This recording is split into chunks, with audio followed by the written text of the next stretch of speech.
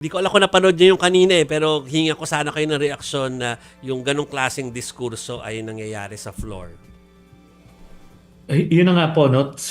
Ito, sasabihin ko na nga po na simula po nung pumasok yung mga Duterte senators, talagang binalahura nila, hindi lang itong Senado eh. 'Di ba? Sanay kasi sila na yung buong democratic institutions binabalahura. Nung pumasok sila diyan simula nung 2019, ganun na. Pababa na ng pababa yung standard kasi nasanay sila eh kay Digong.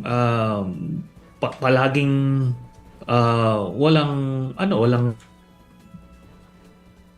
Hoy, nag-freeze. Sayang. Kapit. Nag-freeze ng tuluyan. anything Ayan, goes. ayan. Kaya ganyan na po ang narating natin. Yes. Sorry, Senator, medyo naputol Yes. yung ano nyo, yung last two sentences nyo pero to wrap it up, ano po yung punto nyo doon sa mga nasaksihan ninyo? Ang rason kung bakit bumababa na ang kalidad ng Senado ngayon ay dahil doon sa mga Duterte senators.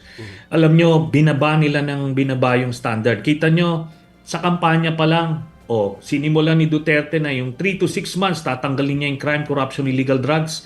Tapos nagsinungaling. Diba? Si Cayetano, ano yung sinabi niya? Pag binoto nyo daw si Cayetano, bibigyan niya kayo ng tagsa 10,000 bawat isa. Kumbaga, lokohan na eh. O si Marcoleta, sinabi niya, pagka binoto siya, bababa niya yung bill ng inyong kuryente. Kumbaga, lokohan eh. Kaya ngayon, andyan sila ngayon sa Senado. What do you expect from them?